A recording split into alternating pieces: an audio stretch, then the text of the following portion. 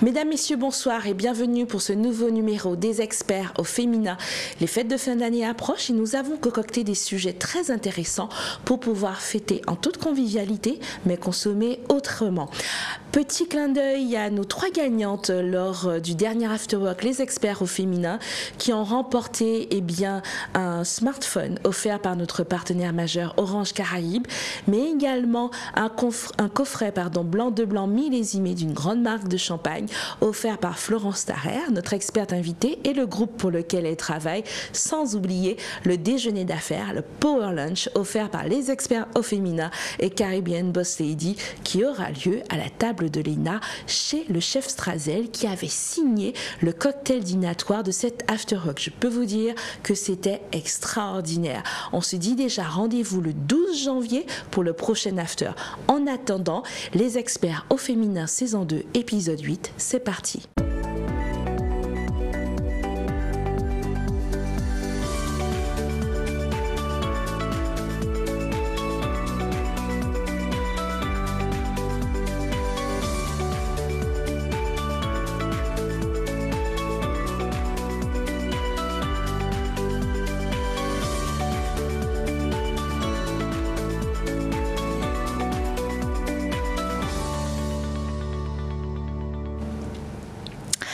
Mesdames les expertes, bonsoir. Bonsoir Axel. Alors déjà la 8e émission de cette saison 2, c'est passé très vite. Christina Filetas, rebonsoir. Dites-nous de quoi parlons-nous en général avec vous pour celles et ceux, on ose imaginer, qui vous redécouvrent, même si vous êtes notre petite nouvelle. Alors on parle de famille et de parentalité. Très bien. Cindy Bajazet qui est juste à vos côtés, que l'on connaît bien déjà, à la tête de Cindy Bajazet Consulting. Vous explorez en général avec nous le monde de l'entrepreneuriat, mais pas que. On parle aussi beaucoup de droit, de législation. J'invite des professionnels en la matière, des experts comptables, des avocats pour justement nous parler de tout ça. Très bien. Joël Badralou, avec vous, on voyage beaucoup et on fait chanter les papilles aussi. Exactement, c'est fait de prédilection. Voyage, gastronomie et culture cette saison. Très bien. Ce soir, nous recevons une experte que nous avons déjà reçue lors de la saison précédente. Elle était venue nous parler de Retour au pays. Elle est l'autrice d'un livre poignant, un témoignage de Retour au pays.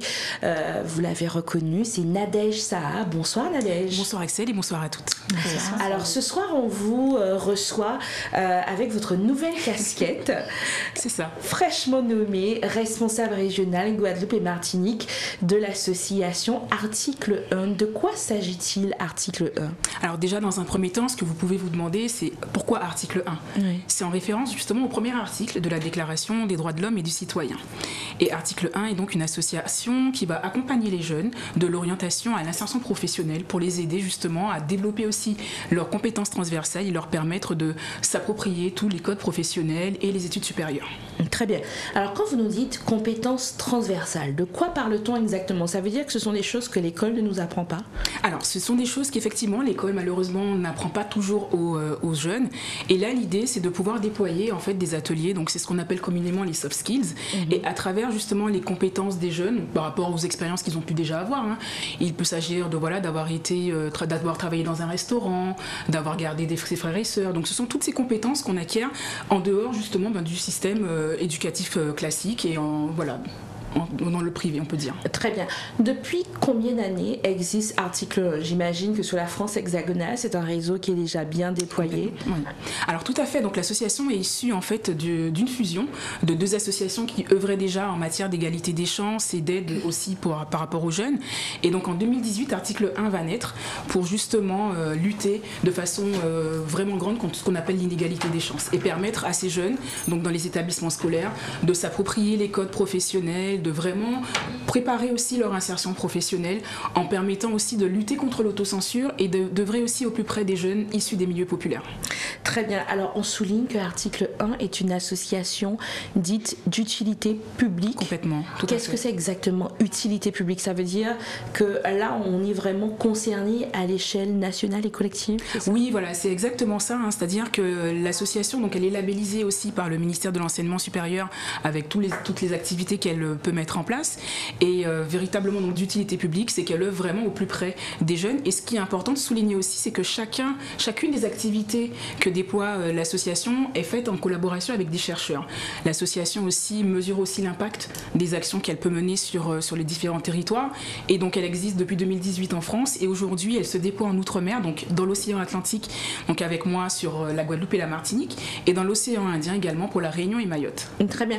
Est-ce que vous allez prendre en compte les spécificités culturelles et socio-historiques pour pouvoir déployer les actions d'article 1 sur la Guadeloupe et la Martinique? Tout à fait, et c'est d'ailleurs l'objectif, c'est-à-dire que l'association a fait le choix d'employer pour les représentants dans les régions des personnes qui connaissent bien les territoires, et donc l'idée c'est ça aussi, de travailler en étroite collaboration donc avec les établissements scolaires notamment, avec les entreprises partenaires de la structure, et l'idée c'est ça, c'est de pouvoir déployer au plus près donc des jeunes issus donc de milieux populaires, des zones rurales, et de vraiment déployer ces actions en étant au plus près sur le terrain avec les spécificités qu'on connaît en Guadeloupe. Très bien. Vous avez parlé d'autocensure.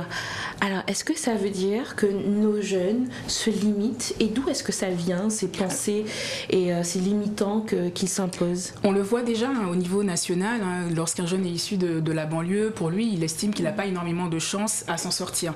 Donc on va le mettre parfois dans des voies de garage, des voies professionnelles la plupart du temps, et il va avoir du mal aussi à se valoriser.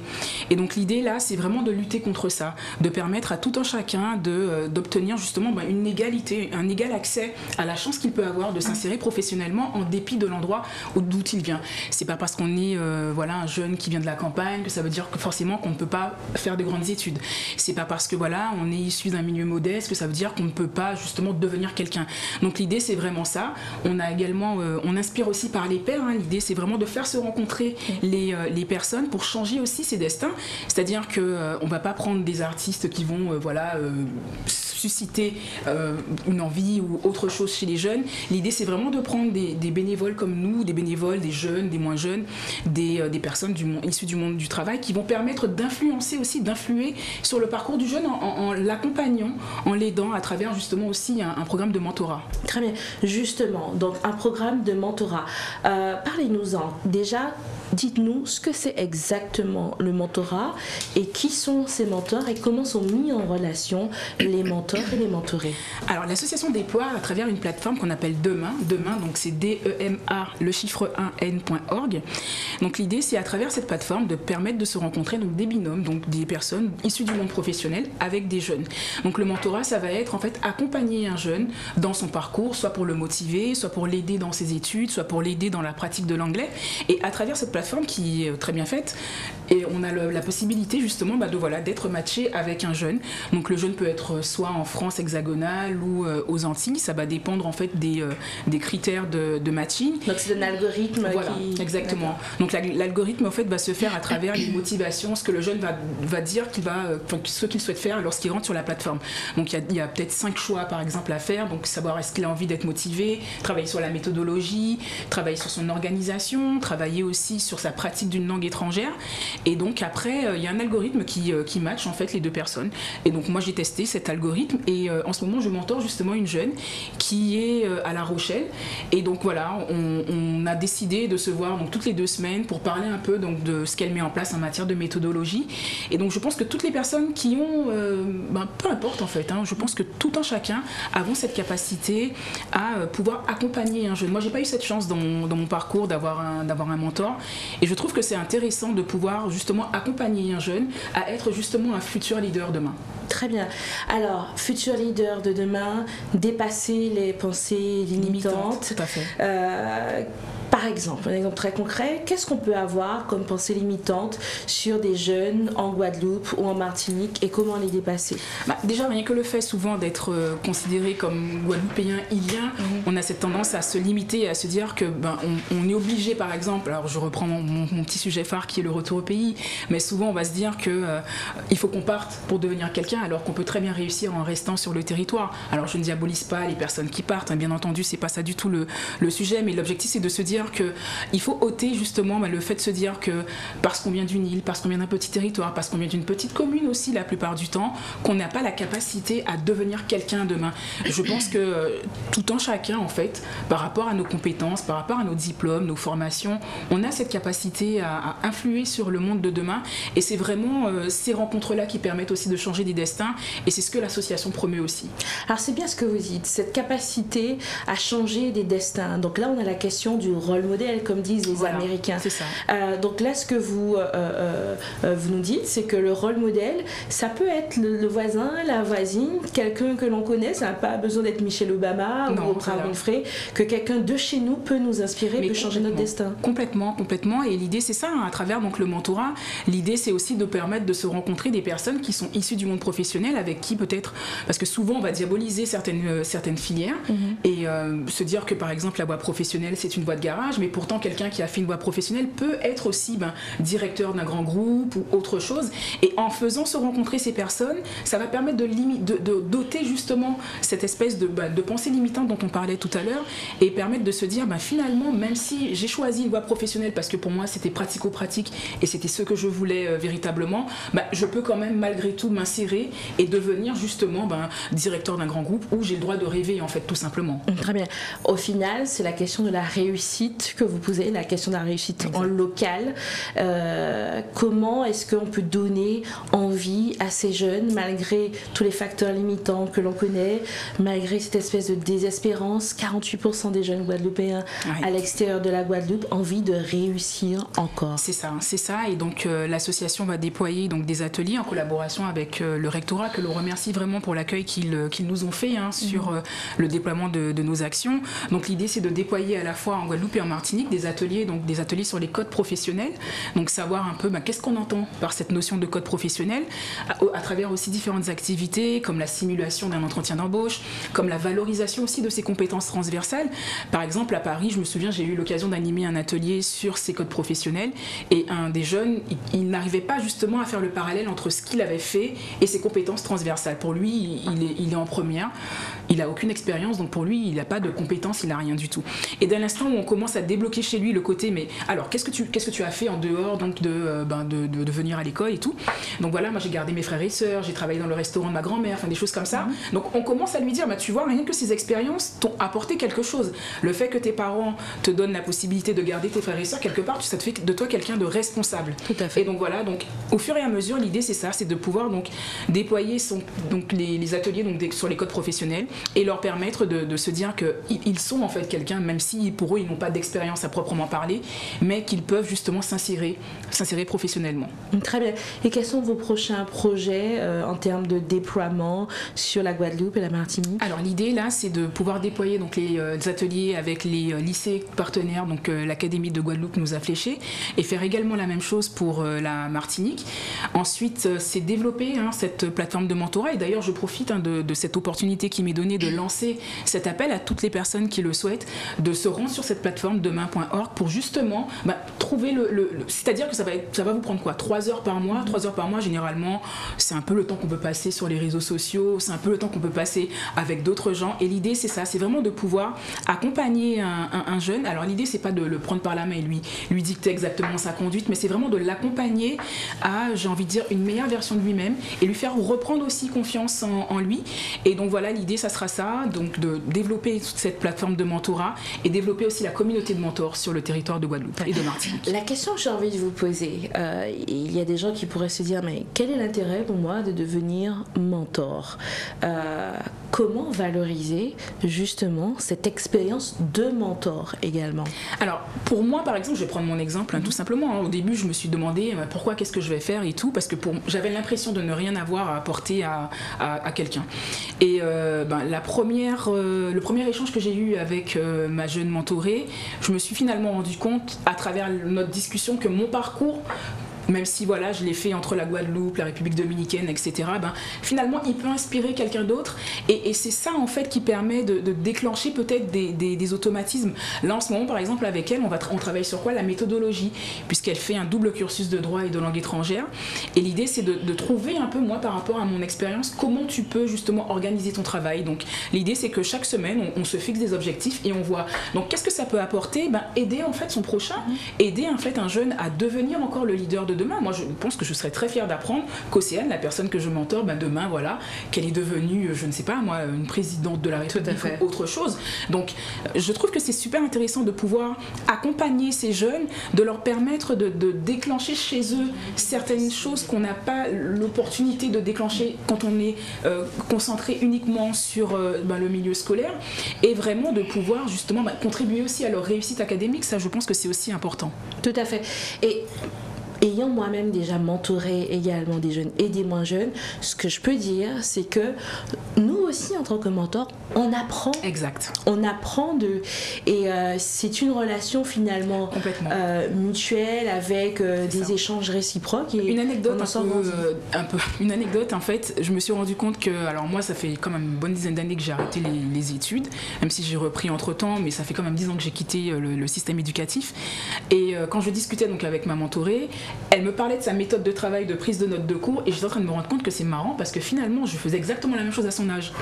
Et donc je me dis, pourtant il y a quand même un grand fossé, il y a quand même un décalage, et finalement voilà, en fait, finalement, on apprend de l'autre et on se dit que moi j'ai rien appris de personne, mais finalement il y a des gens qui ont des méthodes et ça peut servir. Donc je pense qu'on apprend, c'est vraiment un échange réciproque qui contribue à aider le mentor, le mentoré. Et je pense que voilà, si certaines personnes cherchent à occuper leur temps, voilà une bonne manière de le faire.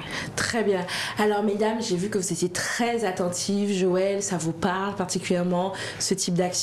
Nécessairement, parce qu'elle complète complètement ce qui se passe dans le système éducatif standard, où ces jeunes ont besoin de maîtriser les codes du monde professionnel, et des situations comme celle-ci sont vraiment indispensables. On est bénéficié, moi. Oui. Moi, je sais qu'en 2005-2006, quand je suis revenue de Madrid à Paris, en fait, et que je cherchais du travail, j'avais du mal, en fait, à trouver des emplois, en fait, dans mon domaine, dans mon secteur, parce que je sortais d'école de commerce, du coup, donc c'était assez compliqué pour moi. Donc j'ai accepté d'abord des jobs alimentaires et je me suis rapprochée de la mission locale. J'habitais dans le 20e à l'époque et j'ai été mentorée par un jeune qui avait peut-être 4-5 ans de plus que moi et qui était responsable commercial dans une entreprise, et on avait rendez-vous tous les mercredis. Donc il m'a aidé à refaire mon CV, à refaire mes lettres de motivation. Il m'a aussi aidé à reprendre confiance parce que ça n'était pas évident de se retrouver. C'était pas le plan en fait de se retrouver au chômage après avoir fait un master dans une école qui coûtait un certain prix. Et ça m'a permis aussi de vider mon sac, de partager mes émotions, de partager mes ressentis, puisque mes proches ne comprenaient pas. Tout le monde dit oui, mais tu vas trouver. Oui, mais en attendant, je ne trouve pas. Financièrement, je dépends de mes parents. Faut que je paie. Mes parents m'aident déjà pour mon loyer, ils m'aident déjà pour ma nourriture. J'ai pas 25 ans, donc je ne bénéficie de rien. Je n'ai pas droit au chômage. Donc c'était une période pas forcément évidente, mais au bout de 3-4 mois de mentoring, finalement j'ai trouvé un premier emploi qui était plus en adéquation avec mes compétences, et puis un autre. Donc moi je trouve que c'est quelque chose de super et qui, humainement parlant, est enrichissant, qui aide aussi bien, comme vous le dites, le mentoré que le mentor. Et je ne savais pas en fait qu'on pouvait... moi je serais d'accord pour donner ce que j'ai reçu, puisque j'ai reçu, ça m'a beaucoup aidé. Exactement. Et aujourd'hui, en fait, je trouve ça génial qu'on puisse transmettre à un jeune, je ne dis pas que je suis vieille, hein, mais en tout cas à un jeune ce que j'ai reçu. En tout cas, je le ferai avec plaisir si c'est possible. Excellent. Cindy Bachazé, vous seriez prête à devenir mentor? Ah oui, je suis très touchée par l'intervention de Nadège. Parce que mon papa était dans l'éducation nationale et il a beaucoup donné de sa personne, mon défunt papa. Et encore des personnes m'arrêtent dans la rue pour me dire si je suis devenue ce que je suis, c'est grâce à ton papa. Oui. Voilà. Et je trouve que c'est très important. Moi, il y a des jeunes qui m'approchent pour, par exemple, me demander du travail ou des choses comme ça. C'est pas toujours évident, donc on ne peut pas forcément accepter toutes les propositions. Mais moi, souvent, quand ces personnes m'envoient des lettres de motivation et des CV que je vois qu'il y a des imperfections, ben, je fais le travail. Hein. Je leur dis qu'il y a des manquements au CV, aux lettres, et que si elles veulent être acceptées, comment faire les choses. Et c'est bien ce que vous avez dit, Axel, parce qu'en fait, il faut que les gens prennent conscience qu'il y a ce fameux don de soi. On n'est pas obligé de faire les choses pour recevoir pécuniairement. Je pense que c'est ce qu'on voulait dire aussi. Et le simple fait de savoir qu'une personne est devenue ce qu'elle est, en partie, on va dire, grâce à nous, grâce à notre intervention, je pense que ça n'a pas de prix. Voilà. Ça n'a pas de prix. Voilà. C'est totalement ça, et changer les destins avec les rencontres, et permettre de bouger les lignes aussi, surtout. Et pour revenir sur la notion de CV, de lettre de motivation, le mentor aussi peut intervenir sur ces aspects-là. Donc c'est vraiment gagnant-gagnant, j'ai envie de dire, cette expérience. Et encore une fois, je le dis, je le répète, mais j'encourage vraiment toutes ces personnes à le faire, parce que l'intérêt il est complètement réciproque, et quand on a un peu de temps à donner, parce que voilà, on aime ce qu'on fait, c'est bien de pouvoir le partager aussi avec d'autres. Mais complètement, j'étais très sensible à quelque chose que vous avez dit, Nadège, en parlant de zone rurale. Je viens d'une zone très rurale, petit canal dans le Nord-Grande-Terre, et c'est vrai que j'évolue dans un milieu, alors déjà essentiellement masculin, où on a des personnes qui viennent de grandes conurbations, ou encore de grandes métropoles européennes ou américaine, et donc voilà, petite fille du Nord-Grande-Terre, de petit canal, évoluer là, tout le monde se dit mais comment, voilà, on est étonné. Mais moi aussi j'ai bénéficié justement de l'accompagnement d'un mentor, et mon premier mentor, ça a été mon professeur de philosophie de terminale, qui a vu quelque chose en moi et qui m'a boosté. Et ensuite, et ça je crois que ça a été la chance de ma vie, il y a un ministre de l'économie et du commerce aussi, qui m'a pris sous son aile, qui m'a dit ok, je vois bien que tu as les diplômes, etc., mais il y a des choses à dégrossir un petit peu, à affiner. Et là on est parti à l'international dans la Caraïbe, et ça a été, j'ai envie de dire, une expérience. J'ai dû prendre 15 ans ou 20 ans d'expérience professionnelle tout de suite. Parfois il suffit juste d'une rencontre, il suffit juste d'une rencontre, d'une discussion ou d'une opportunité comme celle-là qui se présente pour justement changer parfois le cours de notre vie, et souvent en bien. Exactement. Mais en tout cas, merci d'avoir accepté notre invitation. Où est-ce qu'on peut vous trouver, Article 1 en Guadeloupe, sur les réseaux, un numéro de téléphone, une adresse mail? Alors, Article 1 est une association qui va à la recherche, qui va vers les gens. Donc souvent, vous allez nous trouver dans les établissements scolaires pour la plupart du temps, pour le déploiement des ateliers, sur les réseaux sociaux, donc Article 1 un peu partout. Et bientôt, il y a une page qui va certainement s'ouvrir sur les réseaux professionnels comme LinkedIn, avec Article 1 Outre-mer. Donc ça sera sur ces réseaux qu'on pourra justement retrouver et puis former cette communauté de mentors ultramarins, je pense, qui peut donner lieu à quelque chose de vraiment intéressant. Très bien, merci beaucoup. Merci pour l'invitation. Et nous nous retrouvons pour la seconde partie avec Maëlle Félix-Henry, qui nous revient après quelques jours de congé bien mérités. À tout à l'heure.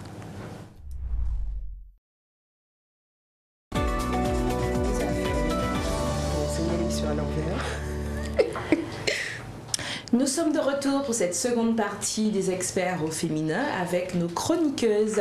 Nous allons faire un tour de table, mesdames. Alors Cindy Bachazé, de quoi allez-vous nous parler ce soir? Aujourd'hui, nous allons parler de travail dissimulé. Ah, très bien. Et vous, Joël? On parlait de mocktails ce soir pour des fêtes réussies sans alcool. Des mocktails. Très bien, on va voir de quoi il s'agit exactement. Et vous, Maëlle, qui nous reveniez pour ces fêtes? Exactement, avec grand plaisir. Donc, nous allons parler du Made in Guada, qui est un événement que propose IRESA en ces fêtes de fin d'année afin de mettre en valeur les artisans locaux. Très bien, alors on commence avec vous. Ce soir, Christina Filetas, je crois que nous recevons Clécy Blanquet, la fondatrice de Glen Market. Tout à fait. Très bien. Et on discute de quoi exactement avec Nous allons parler de gaspillage alimentaire et de comment, en fait, en cette période de fête, réussir à faire beaucoup avec moins. Très bien. Donc, je vais faire parler brièvement du gaspillage alimentaire, puisque nous aimons bien manger. manger beaucoup, surtout en période de fête. Mais il faut savoir que les pertes et le gaspillage alimentaire représentent en France 10 millions de tonnes de produits par an. 10 millions de tonnes de produits par an. Oui. Donc soit une valeur commerciale de 16 milliards d'euros. Donc c'est vraiment énorme, sachant que de par le monde, il y a quand même des gens qui meurent de faim. Donc la législation sur le gaspillage alimentaire a beaucoup progressé. Donc la loi du 11 février 2020 définit le gaspillage alimentaire comme toute nourriture destinée à la consommation humaine qui à un endroit de la chaîne alimentaire est perdue, jetée ou dégradée. Donc, il faut vraiment qu'on prenne conscience, aussi bien au niveau des industriels, des distributeurs ou même des consommateurs, que ça n'est pas parce qu'un produit est abîmé qu'il ne peut pas être consommé. Ça n'est pas parce effectivement, il y a des dates limites de consommation, il y a des dates il y a des dates de consommation préconisées, mais au-delà de ces dates, on peut quand même consommer les produits. Et il faut qu'on soit bien conscient que nos consommations alimentaires ont quand même un impact sur la planète et sur l'avenir de nos enfants. Sans compter le coût dont vous nous avez parlé tout à l'heure. Exactement. Donc ce soir, je reçois Clécy justement qui a créé une solution qui s'appelle Glan Market. Donc on va l'accueillir pour qu'elle puisse nous présenter très bien Clécy Blanquet qui est avec nous par Skype. Bonsoir Clécy Blanquet. Bonsoir à toi. Bienvenue dans notre émission. Merci d'avoir accepté l'invitation. Je vous laisse entre les mains experts de Christina. Alors Clécy, est-ce que vous pourriez me présenter la jeunesse de Glan Market? Qu'est-ce que c'est en fait? Alors en fait, la jeunesse... Ok. En fait, je suis rentrée en Guadeloupe en 2008 avec cette envie d'entreprendre. Et il faut savoir que je suis fille d'un exploitant agricole. Et j'ai toujours été sensibilisée à mon environnement et j'ai toujours eu ce désir de donner du sens à mon travail et surtout d'avoir un impact positif sur ma société. Et en tant que journaliste, j'ai eu l'opportunité, on va dire ça comme ça, de tomber sur les chiffres du gaspillage alimentaire aux Antilles-Guyane. Et ces chiffres m'ont énormément surpris parce que à la base nous sommes un peuple qui a une culture anti-gaspi. On dit bien ne mangez pas que gaspiller. Moi j'ai toujours connu le manger cochon.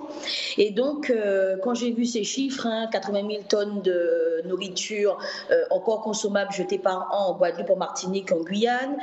Chaque Guyanais, Martiniquais et Guadeloupéen jette entre 12 et 15 kilos d'aliments par an. Et comme vous venez de le dire, Christina, alors que des milliers de personnes n'arrivent pas à se nourrir correctement, j'ai pris conscience qu'il fallait faire quelque chose. Et donc c'est un déclic pour moi et pour ma famille. Donc j'ai pris le temps de la réflexion. Il faut savoir que j'ai comment vous dire, j'ai contacté, j'ai rien inventé.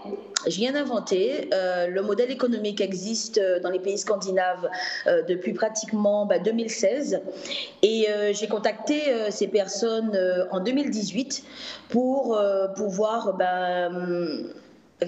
comprendre et utiliser leur outil chez nous aux Antilles-Guyane. Ces personnes m'ont dit clairement qu'ils n'étaient pas intéressés par nos îles. Donc j'ai retroussé mes manches, j'ai cherché et puis je me suis rapprochée des structures qui existaient dans l'Hexagone, même discours. Donc je ne me suis pas démotivée pour autant. Ça m'a poussée à développer une solution locale et qui est certainement mieux adaptée à chez nous. Donc c'est ainsi qu'est né Glan Market le 16 octobre 2020, qui est la première plateforme numérique collaborative qui lutte contre le gaspillage alimentaire en Guadeloupe, en Martinique et en Guyane. Très bien, donc Glan Market, c'est fait pour nous et par nous, c'est ce qu'il faut souligner. Donc, comment fonctionne Glan Market? Alors, Glan Market, en fait, on met en relation les commerçants qui ont des invendus avec des consommateurs, donc qui constituent une communauté grandissante. On est pratiquement 4500 glaneurs en Guadeloupe, en Martinique et en Guyane. Et donc, grâce à Glan Market, les commerçants vendent leurs invendus, donc transforment leurs invendus en revenus. Et les consommateurs, comme vous et moi, on va acheter ces invendus à partir de moins 50%. Donc, c'est un sauvetage. C'est pas une réduction ni une promo. Vous sauvez des aliments de la poubelle. Et puis, la planète sourit, parce que, comme je viens de vous le dire, ou je l'ai pas dit, mais le gaspillage alimentaire génère après la Chine et les États-Unis un fort taux de gaz à effet de serre. D'accord. En fait, moi, pour être fille de commerçant, c'est vrai que la problématique que vous soulignez, donc les produits abîmés qu'on ne peut pas forcément vendre en l'état, les produits à date proche qu'on est parfois obligé de jeter ou alors de donner et de répartir entre les salariés ou de donner à des associations, il est vrai que c'est intéressant pour les petits commerçants puisqu'on n'accueille plus une perte sèche, on récupère quand même à minima quelque chose sur la marchandise qu'on ne peut pas vendre, mais on l'a quand même acheté. Donc je pars du principe que ça reste un partenariat gagnant-gagnant qui est intéressant aussi bien pour les consommateurs qui ont des petits revenus, parce qu'on ne va pas se mentir, à l'heure actuelle les choses sont difficiles pour beaucoup de personnes. Il ne faut pas oublier que 52% des Guadeloupéens vivent en dessous du seuil de pauvreté, donc ça peut être une manière de consommer, de se faire plaisir quand on a des petits moyens. Donc moi j'aimerais connaître maintenant...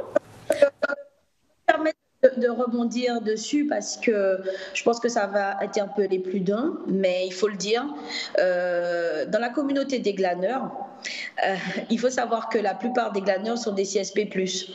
Donc il y a une question à relever sur ça et je pense que ça parlera à Axel Collongeon. Il y a vraiment une problématique sociologique en Guadeloupe et il ne faut pas le prendre à la légère. Exactement. Je sais aussi que vous aviez eu l'occasion de faire des événements hors des événements Glan Market. Est-ce que vous pourriez nous en parler brièvement? Oui, alors la Glan Market, c'est vrai que j'appelle ça la Touch Glan Market parce que c'est vrai que la plateforme, comme je vous ai dit, je l'ai juste adaptée à ma population. Mais en tant que fille d'agriculteur, je ne pouvais pas... on va dire squeezer cette partie. En fait, Glan Market emmène des glaneurs dans les champs. Donc, certains glaneurs s'inscrivent pour pouvoir récupérer les fruits et légumes moches. Donc, c'est sur le même principe. L'agriculteur, il doit faire face à des aléas climatiques.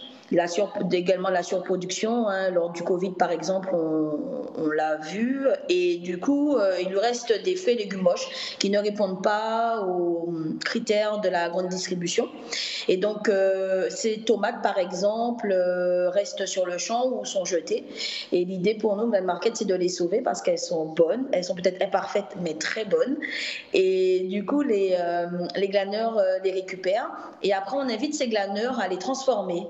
Donc, il faut savoir que depuis qu'on a commencé cette opération en 2021, on a déjà glané pratiquement plus de 20 tonnes de fruits et légumes moches, entre les tomates, le paroka, les pastèques, l'ananas.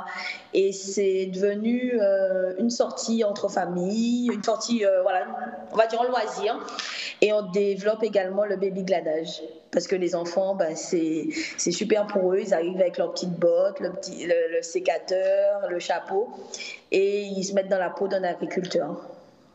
Très bien. Donc, ce sont des événements familiaux qui doivent continuer à se développer. Alors, j'aurais une dernière petite question. Quelles astuces, en fait, vous auriez pour consommer malin à l'aube des fêtes? Alors, essayez de faire... comment vous dire, les justes quantités. On a tendance à cuisiner pour 40 personnes alors qu'on est 10. Également, demander à ses convives de ramener des tupperwares, des sachets de congélation. Et puis, essayer de réfléchir sur des recettes avec ce qui reste. Et nous, c'est ce qu'on invite à faire. On invite nos glaneurs à faire ça, de récupérer un gland bag avec différents produits. Et on leur demande en fait de faire un repas avec ce qu'il y a dans le gland bag, parce que le gland bag, c'est un panier surprise. Ils ne savent pas en fait exactement ce qu'ils achètent. Ils sauvent des aliments inconnus. Et donc, on leur propose de faire une recette avec ce qu'ils ont dans le réfrigérateur et ce qu'il y a dans le gland bag. Donc, voilà, on consomme ce qu'il y a. Et puis, la dernière astuce, c'est essayer de cuisiner nos produits, quoi. Nos produits locaux, parce que les produits qui viennent d'ailleurs, comme vous le savez, ça génère du CO2. Et l'idée pour nous, c'est de diminuer ce gaz à effet de serre. D'accord, très bien. En tout cas, consommer local, consommer dans des quantités justes et pas astronomiques. Et histoire de passer des bonnes fêtes à moindre coût et en étant respectueux de la planète. En tout cas, Clécy, je vous remercie pour votre temps et vos explications. À bientôt. Merci beaucoup, Clécy. Bonne fête. Bye bye. À bientôt. Alors, Christina, mesdames les chroniqueuses, j'ai retenu des choses qui sont quand même surprenantes. 80 000 tonnes de nourriture gaspillée aux Antilles Guyane par an. Ça jette un foie. 15 kilos de nourriture par personne. Par personne, ouais. Et elle est très intéressante, cette solution Gland Market. Alors, pour la petite histoire, j'ai déjà eu l'occasion à plusieurs reprises d'enfiler mes bottes rouges pour aller dans les champs du Nord Grande Terre avec Clécy et son équipe. Et c'est une expérience très intéressante en famille, avec les enfants. On a été ramasser des tomates et des salades, des aubergines aussi dans les champs de Monsieur Salade à Petit Canal. Et là, ça, c'est vraiment très sympa. Et c'est vrai ce qu'elle disait, ce qui m'a interpellée, c'est que paradoxalement, le public sur ce type de solution, c'est les CSP+. Ce sont des gens qui ont les moyens en fait. Et on s'attendrait que des personnes, comme vous l'aviez dit Christina, qui sont en dessous du seuil de pauvreté, soient beaucoup plus sensibles à ce type de solution. Qu'est-ce qui fait que ces publics-là n'arrivent pas encore à se reconnaître dans ce type de solution? C'est un petit peu trop bobo? Je ne pense pas que ce soit une question de bobo ou pas. Je pense peut-être que c'est une question d'accès à l'outil, une question de parfois maîtrise de l'outil Internet. Il ne faut pas oublier que, je m'avance peut-être sur certaines choses, que l'illectronisme touche quand même une bonne partie de la population. Il faut être en mesure de maîtriser l'outil. Et puis, il y a peut-être aussi, je ne sais pas, ce sont mes interprétations et mes suppositions. Il y a aussi cette fierté aussi quand on est dans la précarité de ne pas forcément vouloir peut-être pas accepter la main tendue, mais acheter des produits à bas prix, vouloir payer le prix qu'il faut pour nourrir sa famille et tout le reste. Je pense que c'est multifactoriel. Il y a aussi... Je ne dirais pas que précarité et non-conscience des enjeux environnementaux vont de pair. Je ne pourrais pas m'avancer sur ce type d'affirmation, mais il aurait peut-être fallu se demander, est-ce que l'information est accessible à ce public-là? Est-ce que ce public-là est au courant que ce type d'événement existe? Est-ce que la communication est faite via quel canal c'est fait? Est-ce que c'est fait par la radio? Est-ce que c'est fait via les réseaux sociaux? Si oui, via quel réseau? Est-ce que les gens ont cette sensibilité et aussi cette conscience, puisqu'on en parle tous les jours, mais avant qu'elle donne les chiffres, j'ai conscience qu'il y a du gaspillage alimentaire, puisqu'on le voit tout le temps. On voit qu'on jette des produits et tout le reste, mais je n'avais pas conscience que 15 kilos de produits sont gaspillés. 15 kilos de produits par personne. Et par personne, on multiplie par 380 000 personnes, c'est quand même énorme. Ça reste énorme. Sachant qu'il y a des personnes qui ne mangent pas forcément à leur faim.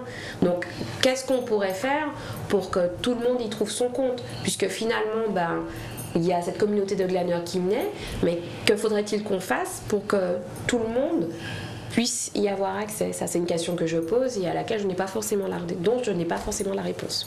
Très bien. Mesdames, ça vous interpelle aussi, toutes ces problématiques, Maëlle Félix-Henri? Oui, tout à fait. J'ai eu également l'occasion d'aller enfiler mes bottes pour participer à une des actions de Glam Market que j'apprécie énormément puisque, comme elle l'a souligné, c'est un moment familial qu'on partage et qui permet également aux enfants d'être sensibilisés au respect de l'environnement. Il y a cette partie et au-delà de croire à l'anti-gaspillage. Par ailleurs, effectivement, Christina relevait le point un peu sensible sur le fait qu'il s'agirait que tout le monde ait accès à ce type de manifestation.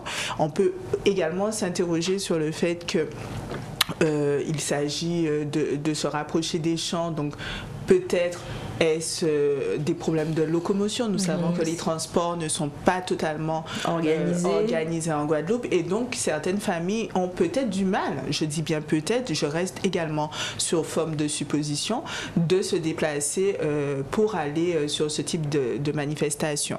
Par ailleurs, il faut savoir que même à petite échelle, je tiens à le surligner parce que c'est un thème qui me touche beaucoup et sur lequel je discute beaucoup avec mes enfants.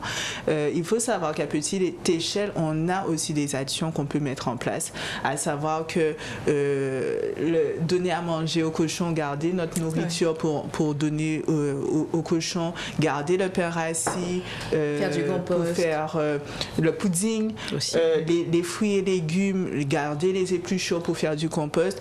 Même lorsqu'on est en appartement, c'est possible. Donc, Glam Market, c'est une solution, mais il faut en développer encore plein pour qu'on puisse réussir à réduire cette problématique qui est de la surconsommation et du gaspillage qui existe en Guadeloupe. Et elle a dit, Clécy Blanquet, on est quand même une société où à la base, traditionnellement, on est anti-gaspi, on est vraiment dans ce recyclage. Est-ce que, j'ai envie de vous poser cette question, mesdames, Joël et Cindy, est-ce que finalement il n'y a pas une pression de ce modèle de surconsommation qui nous vient aussi de l'extérieur, que pour exister, il faut consommer. Et ça crée des cycles de surendettement et de paupérisation des publics déjà en dessous du seuil de pauvreté. À ce niveau-là, en fait, c'est culturel. Je crois qu'on n'est pas assez investi pour comprendre justement qu'il faut éviter le gaspillage. On en parlait en fait en coulisses tout à l'heure. Moi, je sais que j'ai pris du temps avant de comprendre quel est l'impact justement de cette problématique. Et comme elle le disait, je crois qu'il faut très tôt le faire comprendre à nos enfants, faire prendre conscience des choses. C'est comme moi, j'ai du mal avec les gens qui jettent des déchets comme ça à tout bout de champ dans la rue. Et quand on le dit, par exemple, certaines personnes ne le comprennent pas. Et c'est culturel, c'est quelque chose qu'il faut comprendre dès le jeune âge pour prendre conscience de ce que ça peut justement impacter sur le monde. Ça, c'est mon avis personnel. Très bien. Joël ? La publicité occupe tellement de place en Guadeloupe. Il n'y a qu'à voir partout dans la rue, on est envahi. À la radio, à la télévision. Et je crois que les publics fragiles ne sont pas assez, je sais pas quel mot employer, armés pour résister à tous ces appels. Donc il y a une réflexion à avoir. Il y a une vraie réflexion, surtout pendant ces fêtes de fin d'année, où finalement, quelle que soit notre catégorie socio-professionnelle, notre pouvoir d'achat, on veut faire plaisir, on veut se faire plaisir, on veut faire plaisir aux autres.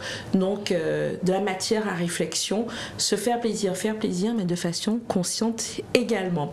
Alors Cindy, on va poursuivre avec vous. Vous allez donc nous parler de travail dissimulé avec une invitée qui est Maître Sarah Charbit-Sebag. Oui, avec Maître Sarah Charbit-Sebag, avocate au barreau de la Guadeloupe de Saint-Martin et de Saint-Barthélemy, nous allons en fait aborder la question du travail dissimulé, plus communément appelé le travail au noir, travail au black, qui est tout simplement la résultante du fait de ne pas déclarer une partie du travail ou de l'activité d'un salarié. En fait, c'est régi par l'article L 8221-5 du Code du travail. Et en fait, ça découle du fait que certaines formalités n'ont pas été tout simplement établies par l'employeur. L'une des premières choses qu'il convient de faire, c'est par exemple la déclaration préalable à l'embauche, qu'on connaît plus sous l'appellation DPAE, qui doit normalement être effectuée dans un délai de 8 jours après justement que la personne ait commencé à travailler au sein de l'entreprise. Et Maître Charbit va aborder surtout les sanctions encourues par l'employeur si justement il ne déclare pas son salarié. Très bien. On écoute donc ce magnéto avec Maître Sarah Charbit-Sebag. Le travail au noir, ce n'est pas grave, c'est extrêmement grave. Et vous ne vous rendez absolument pas compte des conséquences juridiques que cela engendre. En effet, lorsque vous embauchez un salarié sans faire de déclaration préalable à l'embauche, cela s'appelle du travail au noir. Vous encourez des sanctions pénales et vous risquez de vous trouver devant un tribunal correctionnel qui va vous condamner à des sanctions pécuniaires, des amendes, mais surtout à une peine d'emprisonnement avec sursis ou ferme. Il faut être très clair, lorsque je vous parle de sanctions pénales, le code pénal précise que le travail dissimulé en bande organisée est sanctionné par 10 ans d'emprisonnement et jusqu'à 100 000 € d'amende. Il faut voir aussi que le salarié a la possibilité de saisir le Conseil des prud'hommes pour faire requalifier son contrat en contrat à durée indéterminée et pour faire qualifier le travail dissimulé. La sanction est très claire. Lorsque il y a un travail dissimulé, le salarié obtiendra automatiquement une indemnité forfaitaire de 6 mois de salaire au motif que vous ne l'aurez pas déclaré. Le salarié va demander également à ce que son contrat soit requalifié en contrat à durée indéterminée et si vous y avez mis fin, il demandera la requalification en licenciement sans cause réelle et sérieuse avec les conséquences indemnitaires que cela engendre. Cela risque de vous coûter extrêmement cher. Les cheveux sont couverts. Donc des sanctions assez sévères, Cindy Bajazet. C'est important de souligner, c'est quand même, ça relève comme du correctionnel. Ben oui, en fait, parce qu'en fait, c'est une faute de ne pas déclarer son salarié. Si quelque chose arrive au salarié au sein de l'établissement, ben, c'est la responsabilité de l'employeur. On parle du côté justement employeur, mais il y a aussi des salariés qui demandent à ne pas être... C'est la question que j'allais vous poser. qui demandent à ne pas être déclarés et même si ça relève en fait de la demande du salarié, ça reste de la responsabilité de l'employeur. Voilà, donc il faut éviter... Alors pourquoi certaines personnes ne souhaitent pas être déclarées? Bien évidemment, ce sont sûrement des personnes qui perçoivent d'autres entrées d'argent, d'autres revenus. Et pour justement éviter que ces autres revenus ne soient coupés entièrement ou partiellement, elles souhaitent avoir un plus avec cette activité-là, mais ça a des risques. Un salarié non déclaré, ça peut aller au Conseil des prud'hommes, mais il y a des sanctions effectivement pénales. Très bien. Alors moi qui emploie effectivement du monde à domicile, que ce soit pour le ménage ou la garde des enfants, j'ai souvent eu ce type de demande. J'ai mis du temps à trouver les bonnes personnes. J'avais des personnes qualifiées souvent face à moi et qui me disaient non, je préfère au noir justement. Et j'ai mis beaucoup de temps à trouver des gens qui acceptaient d'être déclarés en tant qu'employeur privé. Et c'est une véritable problématique. Et ça joue aussi, je pense, sur les chiffres du chômage. Exactement. Ça a un impact sur le... Oui, tout à fait. Ça a un impact sur le chiffre du chômage parce qu'ils sont faussés en fait. Oui. Et par rapport à ce que vous dites, pourquoi est-ce que ces personnes sont nombreuses? C'est parce qu'elles ne prennent pas conscience de ça. Moi, j'ai travaillé en cabinet d'avocat et vous savez, beaucoup de personnes étaient étonnées quand elles lèvent ce fameux document émanant de la Caisse générale de sécurité sociale, le document sur lequel vous pouvez justement faire valoir vos nombres d'années, le relevé de carrière. Et souvent, sur le relevé de carrière, certaines personnes sont étonnées justement de voir qu'elles n'ont pas... qu'il manque des trimestres, etc. C'est parce qu'elles n'ont pas été déclarées ou elles ont été déclarées tardivement. Et oui. Donc ça pose un problème par rapport à la retraite et par rapport au montant à faire valoir pour la retraite. Et on se retrouve avec beaucoup de personnes. Je me souviens qu'on avait Madame Betty Bessery de la CGRR comme invitée il y a quelques mois et qui nous expliquait ces problématiques-là. On se retrouve avec beaucoup de personnes en Guadeloupe finalement avec un taux quand même assez élevé qui ont de très petites retraites parce que les déclarations n'ont pas été faites. Elles se rendent compte qu'elles n'ont pas été déclarées au moment où elles travaillaient ou qu'elles-mêmes, de façon volontaire, n'ont pas voulu être déclarées. Et donc, ça a une incidence sur le montant de la retraite et il faut le souligner également. Tout à fait. Très bien. Alors, j'ai vu que Maëlle, ça vous a fait, ça vous a interpellé également ce sujet. Vous, étant professionnel, vous accompagnez les porteurs de projets, les start-upers, vous les sensibilisez à cette problématique aussi? Tout à fait. Nous avons des événements RH qui s'appellent le Focus Expert d'ailleurs, sur lesquels on aborde ce type de problématique avec des avocats, des experts comptables, de manière à sensibiliser les porteurs de projets qui ont pour ambition de devenir employeurs sur leurs droits et leurs devoirs. Parce qu'il est très important d'être aguerri avant de se lancer dans l'entrepreneuriat pour ne pas avoir ce type de problématique qui nous rattrape en cours de route. Un bon entrepreneur formé, c'est un entrepreneur qui évitera justement de commettre des impairs comme ceux-ci, parce que c'est vrai que le formulaire qu'on demande de remplir, le préalable à l'embauche, tout bêtement, naïvement, quelqu'un ne sachant pas qu'il existe, va peut-être mettre en place un contrat d'embauche sans savoir qu'au préalable, il devait faire cette démarche. Et bien, c'est en cela que IRESA est là, pour former justement les entrepreneurs et leur permettre d'avoir toutes les clés pour devenir des employeurs. Très bien. Alors, je vais nous parler d'IRESA, embrayons avec votre chronique justement, où vous allez nous parler du Made in Guada, cette opération que vous organisez à IRESA pour valoriser les artisans et leur permettre d'accroître leur chiffre d'affaires pendant cette période de fête de fin d'année. C'est exactement ça, Tsel. Alors le Made in Guada, c'est un événement qui a lieu chaque mois à IRESA avec différentes thématiques. On essaye d'aborder tous les champs possibles en matière d'entrepreneuriat. Et c'est vrai que jusqu'à maintenant, on n'avait pas fait de clin d'œil aux artisans. Et on s'est dit qu'en cette fête de fin d'année, c'est le moment, c'est l'occasion favorite pour les mettre en lumière. Nous avons choisi un panel de 3 artisantes qui sont dans le domaine de la mode avec African Art, dans le domaine de la papeterie de luxe, j'ai envie de dire, parce que c'est une papeterie raffinée avec Asa et Noliwe. Et nous avons une troisième exposante qui est dans le domaine vraiment de la couture, des petits accessoires. Et c'est vraiment tout ce panel d'intervenantes qui vont donc aborder la thématique, leur vision qu'elles ont de l'artisanat. Mais au-delà de ça, on a englobé le concept avec un village au préalable de la conférence. Et oui, cette année, on innove. Donc, il y a la conférence dès 19h, mais au préalable, dès 14h, il y a un village avec de nombreux artisans qui seront sur place et qui vont pouvoir donc proposer leurs produits pour, pourquoi pas, que vous puissiez avoir vos cadeaux de fin d'année. Très bien. Voilà. Excellent. Et on rappelle les dates?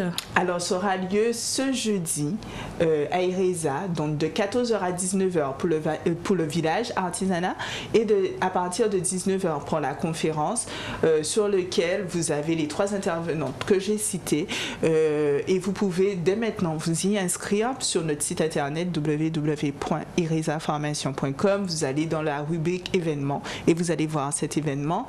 C'est important de vous y inscrire, ça nous permet permet de savoir à peu près quel sera le taux de passage, et puis surtout de bien préparer notre panel d'invités qui a déjà hâte de vous rencontrer, parce que c'est vrai que pour elles, c'est une période très très importante des fêtes de fin d'année.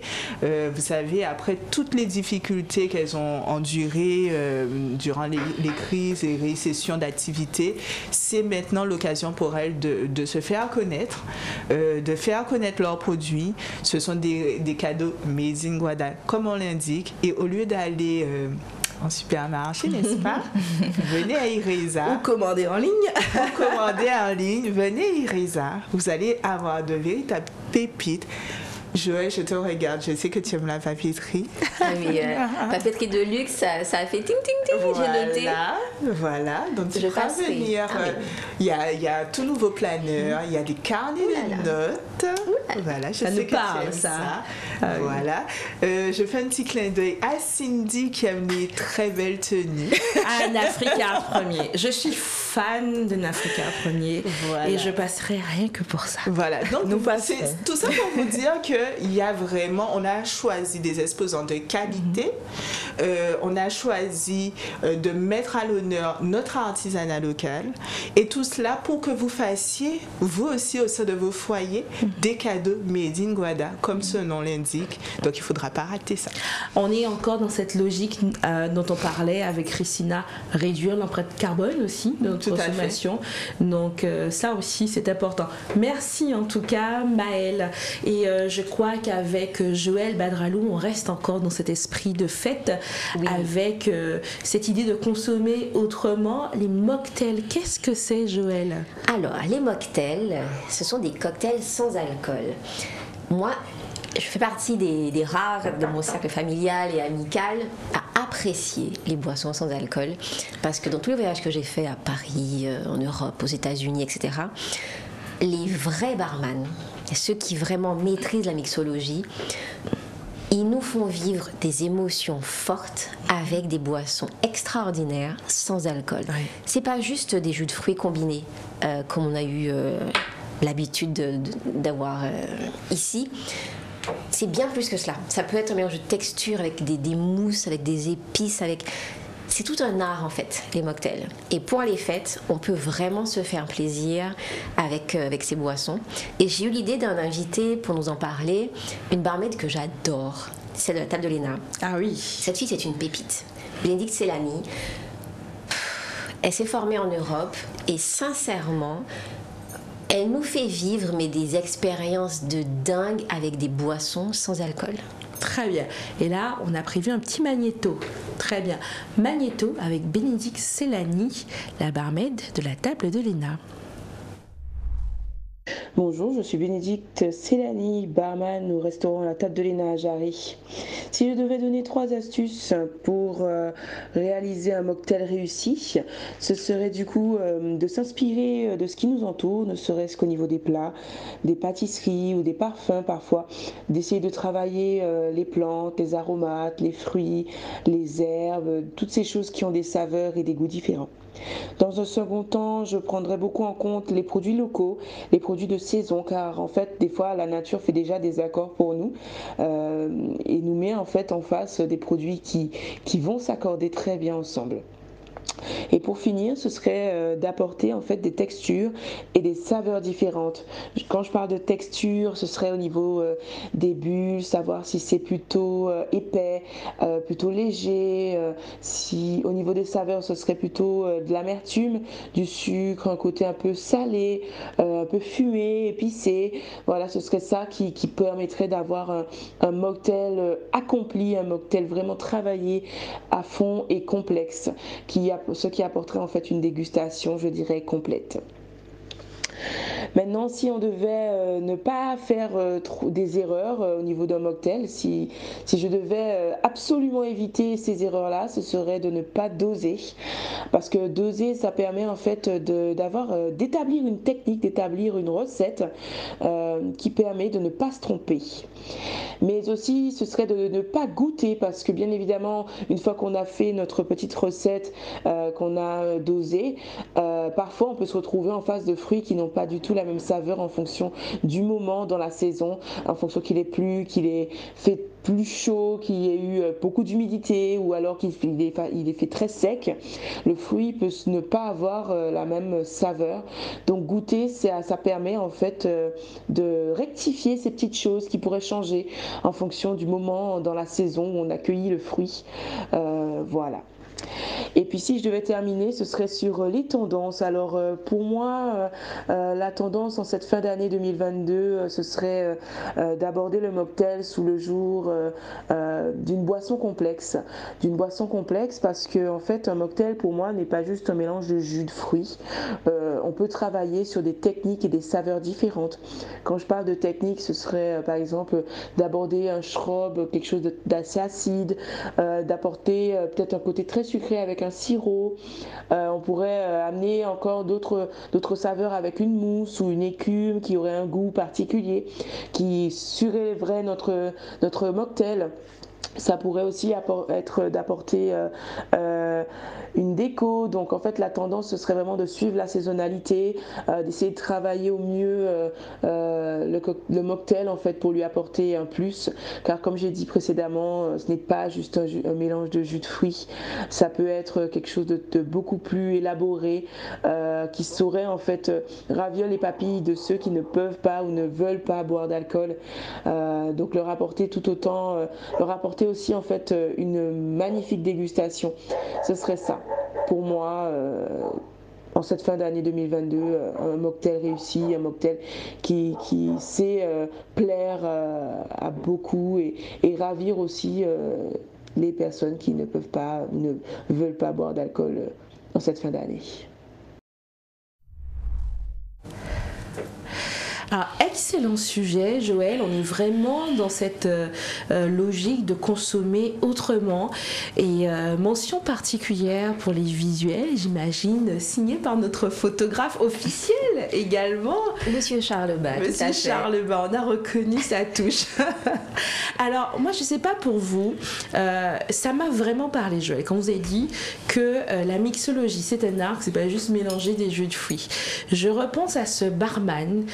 Je me permets de faire un clin d'œil au Amina's Restaurant à Mahou, à Saint-Martin, enfin côté hollandais, Saint-Martin, c'est ce restaurant un peu fusion japonais, créole, et qui a un bar extraordinaire et qui fait des mocktails aussi, puisque moi aussi je suis en mode sans alcool, qui fait des mocktails extraordinaires avec des textures d'agrumes qui sont parfois séchées, fumées et qui explosent en bouche parfois. Et ça c'est une expérience en soi.